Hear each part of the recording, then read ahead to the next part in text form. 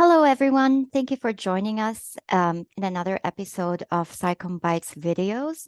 Today, we have Elizabeth Weinberg to talk about her new book, Unsettling. Thank you so much for joining us today, Elizabeth. Hey, thanks so much for having me. Um, can you please go ahead and introduce yourself first? Tell us a Sure. little bit So my about name's you. sure. So my name's Elizabeth Weinberg. I am a storyteller and science communicator. I am the author of the book Unsettling: Surviving Extinction Together. And I've also done science communication for a number of different organizations, including NOAA's Office of National Marine Sanctuaries, doing ocean conservation science communication, and more recently for the U.S. Interagency Arctic Research Policy Committee, doing community coordination and science communication about the Arctic. Thank you, Elizabeth. What is the top one thing that you want your readers to take away from your book? Yeah, so I think the number one thing for people to take away from Unsettling is that tackling the climate crisis will require us to make some really major changes. So we've got to grapple with the colonial and racist history that got us to this point, as well as to dismantle the colonial and capitalist structures that are at this point really keeping the climate crisis at this peak. Also, for people who are science communication practitioners, I'd love for them to take away that art and creative writing are really fruitful spaces for science communication. That's wonderful. So now let's take a step back and tell us about the context in which you had decided to write this particular book. What gap did you find around you that you felt, okay, I need to write a book about this? Yeah, so Unsettling brings together queerness and the climate crisis to sort of see what might happen if we look at it through that lens. And I had been doing, queer activism with my community, and at the same time, I had been doing science communication and ocean conservation work professionally. And often I felt like those two things were in very different realms. I was either in my sort of queer community and they were focused on other issues, which is very reasonable, and or I was in the climate crisis and science communication community, and we really weren't focused on bringing in queer theory or queer lenses or many different social lenses. Uh, on top of that, I knew that the climate crisis was most likely to impact marginalized folks, so including my queer community. And so I wanted to understand what the impacts were going to be and already were on my community. But I also wanted to look at it through not just like a deficit space. I wanted to see what it was that queerness could bring to the table and what it can teach us about the climate crisis. So that's where the book came in. Wow. So if you are to tell us what was your purpose, and I think you touched on that a little bit, what is the book purpose and who is your imagined audience who would benefit from it? And the scope of the content that you ended up including.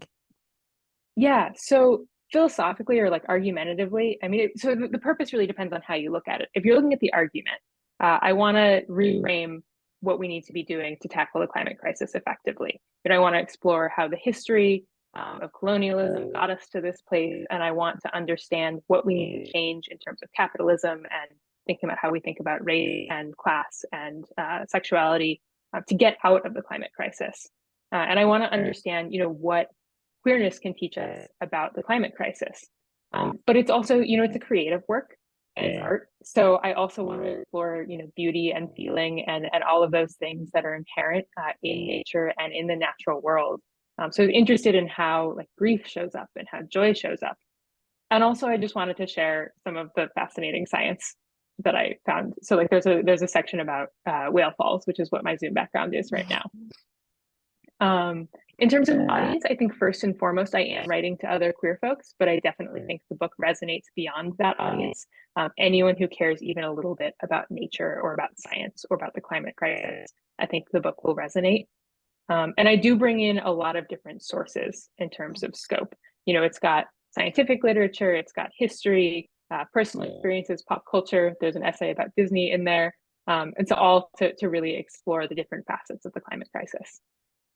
Oh, and I'm interested in that too, like basically the process by which you collected information and whether the content is basically collection of literature on this or was it original work that you ended up doing for the book? Yeah, so I feel very strongly that science shouldn't be separated from the rest of the world, and that it shouldn't just be scientific literature over here and then personal experience over here and, history over here and really just like all of these different buckets, which I don't know, maybe makes me a bad scientist, but I think it makes me a good science communication practitioner because science is really interwoven with everything else. So when I was writing the book, I would start usually with a particular landscape or a particular animal or a particular concept, like, extinction. And I would start there and I would bring in scientific literature, and, what the sort of like different aspects of science, but then also find sources on history and talk to scientists and think about, reflect on my own experience. It's not original science. I'm not a scientist. I very much feel that I'm in the science communicator and storyteller bucket, but there is a lot of science in it.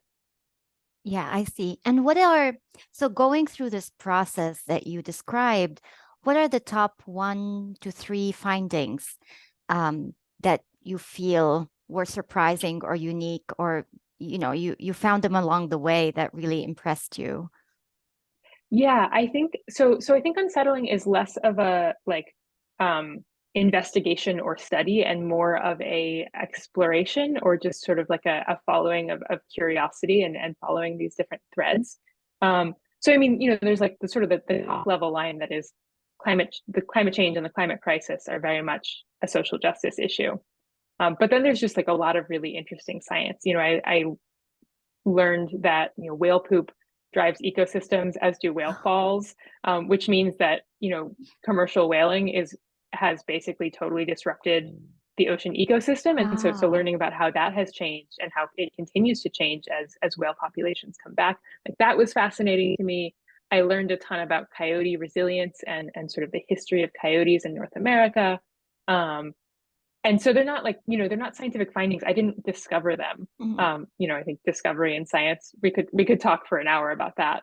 But I learned things about it and I got to build metaphors and images around that. And I thought that that was really fun. Yeah, and that is exactly what I was asking you about. I love those stories and examples that you gave. Um, what impact do you hope that your book would achieve um, through being used, especially by science communication practitioners, but the overall impact as well? Yeah, I think in terms of the impact that I'd like to see it achieve, I mean, on a big scale, I hope people see themselves in the climate crisis and hope people understand that it's important to understand the history and to understand how we got to this point and how we need to really reframe our um, relationship to each other and to the land. For science communication practitioners in particular, I hope that they take from it that science and science communication and art and creative writing can really be intertwined, and that we don't need to treat science as sort of its own bucket over on its Mhm. own, but really that there are lots of different ways to do science communication, and embracing those different complexities can be really fruitful. Thank you so much for your time. This was wonderful, and good luck with your book. I really enjoyed this. Thank you so much for having me.